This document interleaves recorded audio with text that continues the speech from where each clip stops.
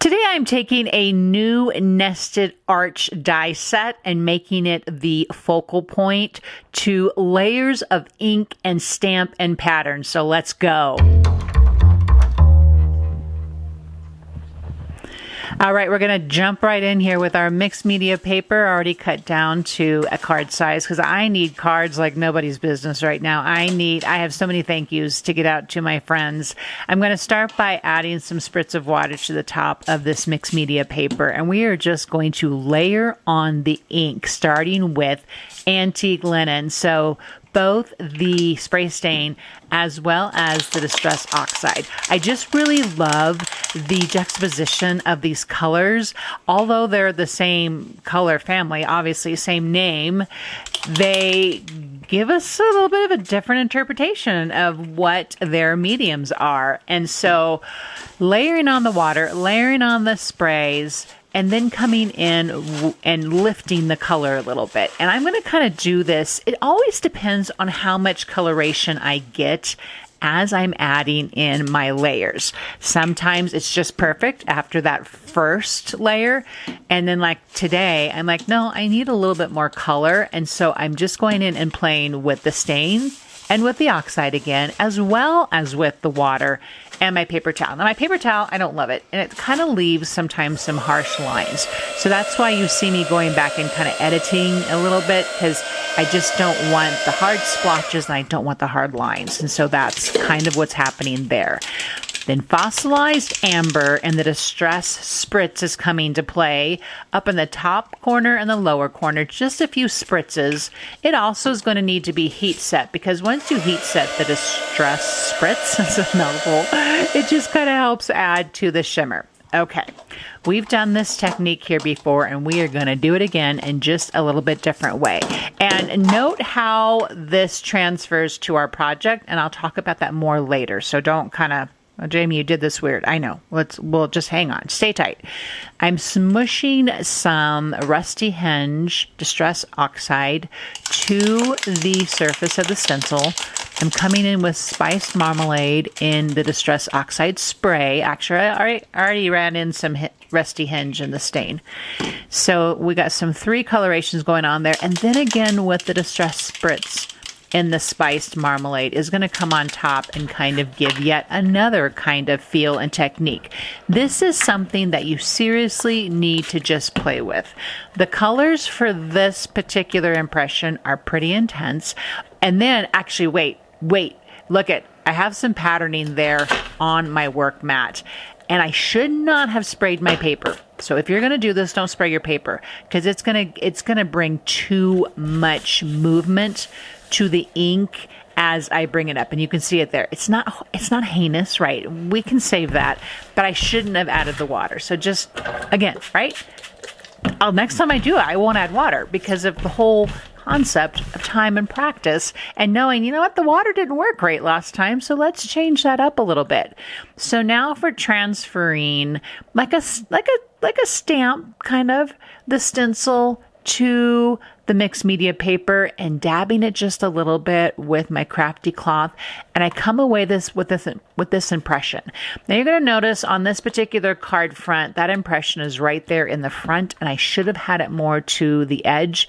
I'll show you a sample towards the end about what I mean like that. I added some more water because I wanted to soften up some of the heavier splotching of the ink, so that's what happened there. Okay, now something we almost always do in the classroom or here on the channel is we come in with some stamping. Now I'm going to just admit right now, I didn't love my stamping up in the corner, and you might agree it could have been better. Every time I am inking backgrounds and coming in with some ledger stamping or script stamping or anything kind of distress, always looks different every time. So I have to really hold this loose. The perfectionist in me is learning all the time. It's okay. you're not looking for perfection here anyway. This is vintage. This is kind of grungy. Yeah, we're going to bring a whole sophisticated level to this with our layers in a few moments. So I don't know if anyone needs that advice out there. I need it because I'm like, yeah, I didn't totally love this. I had kind of had a different vision, but I'm embracing it anyway. It's still beautiful.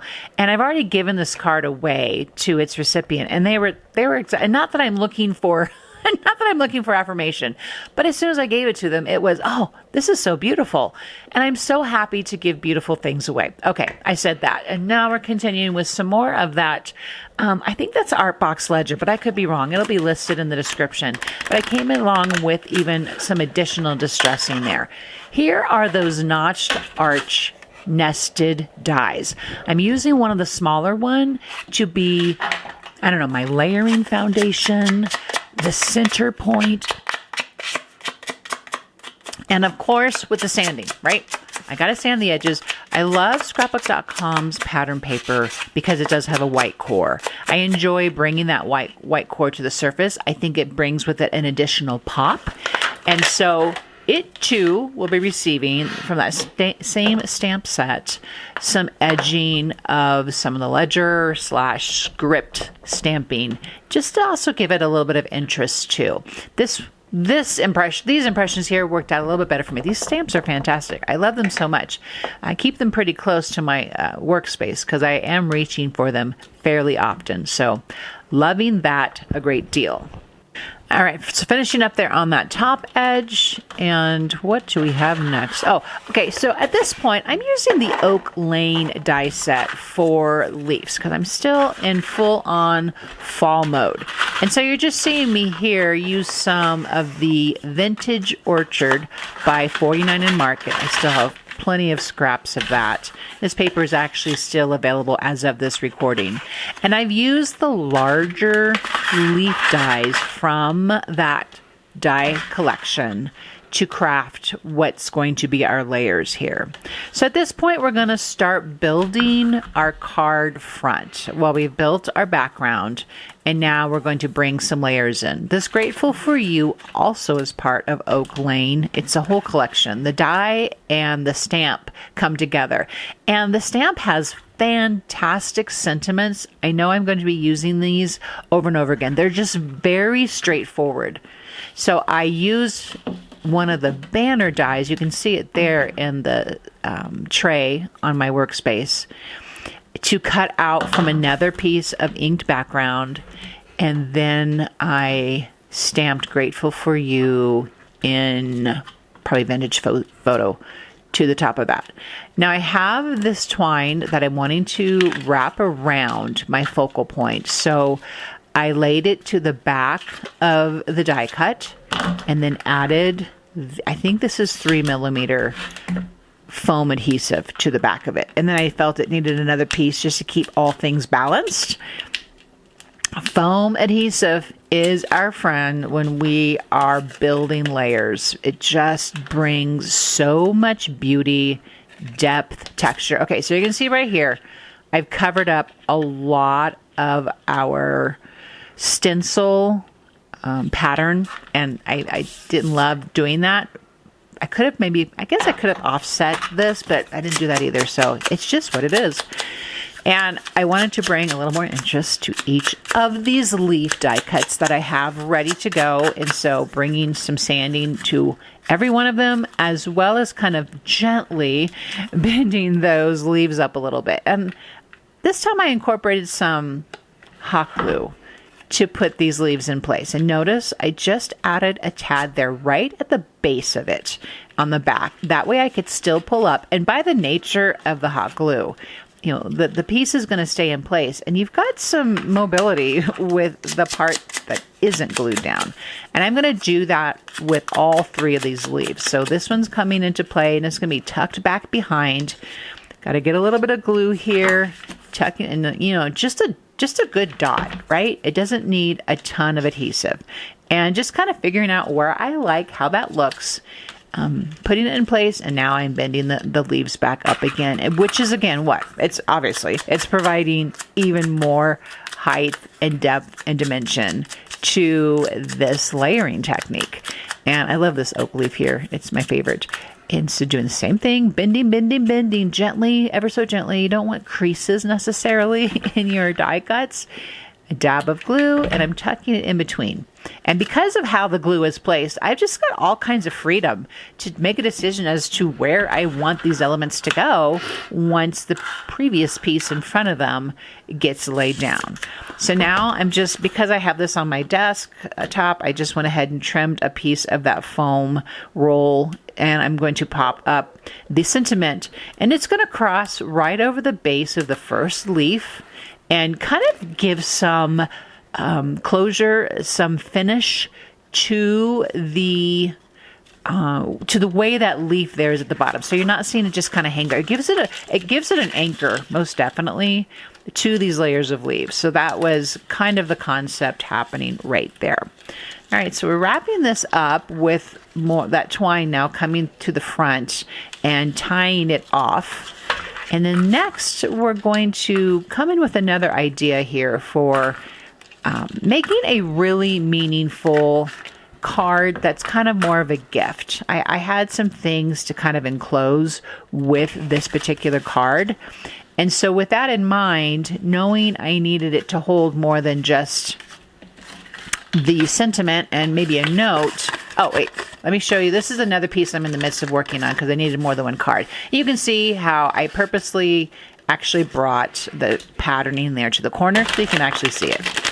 All right, Art and Creative Studio has come out with cardstock, and I have some of the taupe here. I'm going for it. It looks very, very crafty, which just felt right for a very autumnal card.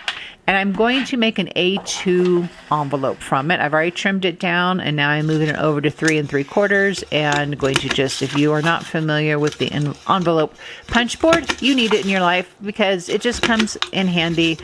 I have had this for a long time. I mean, I don't even know how long I've had that punch board. Wear still makes it. Wear Maker still makes it, and it's a great tool to have here in the studio. I reach for it, like I said already, just very often. And so what I'm doing here, I'm just going ahead folding up all of the edges, and I'm not going to be adhering the flaps together. They're going to stay open so that the recipient can open this completely when they receive this as a sort of card gift. Now, one of the things I need to do, though, is I need to layer this on the top because this just becomes the whole top of the envelope at this point. And I'm sure you've seen this concept before. I don't think this is brand new. And I actually have another video on here that makes a similar situation. Now, I will tell you here, I was marking where I needed to make sure the adhesive would not go over the bounds of how I was adding this to the card. And I really actually came too far over to the left. And there's about more than 1/4 inch excess of the envelope on the right side. You're going to see this when it all comes together. So just take note of the outgoing image and how you will see that I came back and I corrected that and I centered my card front a lot better to the front of the envelope. Again, another lesson in live and learn, time and practice. Oh, yeah, that I don't know why you thought to do that so far. You can see I'm almost all the way over to the fold, and I don't need it to be that far over. So just take note of that. But this is just one of many cards that's happening on my desk right now, and I'm super thankful that we have the creativity to build such specialness and create lovely things to give to people and just really share how grateful we are for them by way of our creativity. It's such a gift, and I hope that you will find some inspiration from this video today and be making your very own cards and envelope gifts as well.